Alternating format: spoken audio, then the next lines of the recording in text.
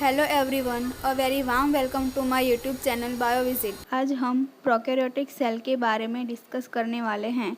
इससे पहले आगे के वीडियो में हमने प्रोकैरियोटिक सेल के बारे में डिस्कस किया था। यूकैरियोटिक सेल्स में ऑलमोस्ट सारे सेल ऑर्गेनेल्स प्रेजेंट होते हैं, जबकि प्रोकैरियोटिक सेल्स में सिर्फ राइबोसोम्स ही प्रेजेंट होते हैं। आप यूकैरियोटिक सेल का स्ट्रक्चर इस स्लाइड में देख सकते हो। यूकैरियोटिक सेल प्रोकैरियोटिक सेल्स की कंपैरिजन में ज़्यादा कॉम्प्लेक्स और मोर डेवलप होता है। Any cellular organism may contain only one type of cell from the following types of cells: prokaryotic cell और eukaryotic cell। अगर आप एक सेल्युलर ऑर्गेनिज्म की बात कर रहे हो कि जिसमें सेल है, तो उसमें एक ही टाइप का सेल होता है, प्रोकैरियोटिक और eukaryotic. The term prokaryotic and eukaryotic were suggested by Hans Rees in the 1960। Prokaryotic और यूकैरियोटिक टर्म हैंस रीस ने 1960 में दी थी। Eukaryotic cells are much more complicated than those of prokaryotes. Prokaryotic cells की comparison में eukaryotic cell का structure ज़्यादा complicated होता है।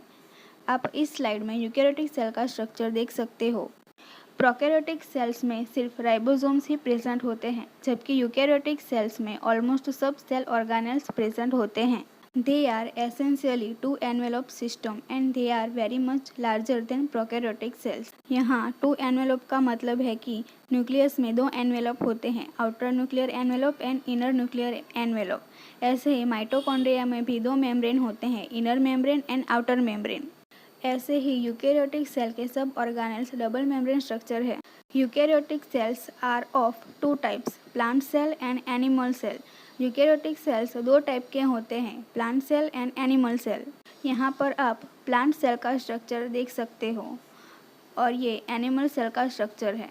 The eukaryotic cells have different shape, size, physiology, but all cells typically composed of plasma membrane, cytoplasm and its organelles like mitochondria, Golgi complex, endoplasmic reticulum and true nucleus। यहाँ इस line का मतलब है कि eukaryotic cell different shape size के हो सकते हैं, पर mainly plasma membrane, cytoplasm, endoplasmic reticulum, mitochondria, Golgi complex और ट्रू न्यूक्लियस से ही बने हुए होते हैं। Here the nuclear contents such as DNA, RNA, nucleoprotein and nucleolus remain separated from the cytoplasm by the nuclear membrane। DNA, RNA, nucleoprotein and nucleolus nuclear membrane के through cytoplasm से अलग रहते हैं। Here is the difference between plant cell and animal cell। Plant cell larger in size and animal cell smaller in size। Plant cell size में बड़े होते हैं और एनिमल सेल प्लांट सेल की कंपैरिजन में स्मॉल होते हैं।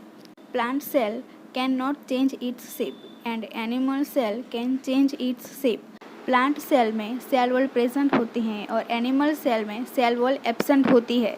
प्लांट सेल में सेल वॉल प्रेजेंट होती है, इसी वजह से प्लांट सेल अपना शेप नहीं बदल सकती, और एनिमल सेल में सेल वॉल प्रेजेंट नहीं होती है, इसी वजह से एनिमल सेल अपना शेप बदल सकते हैं। In plant cell, nucleus lies on one side and in animal cell, nucleus lies in the center। Plant cell में न्यूक्लियस एक तरफ साइड में होता है, जबकि एनिमल सेल में न्यूक्लियस सेंटर में होता है। आप यहाँ पर देख सकते हो कि न्यूक्लियस एक तरफ साइड में है और एनिमल सेल में न्यूक्लियस सेंटर में है।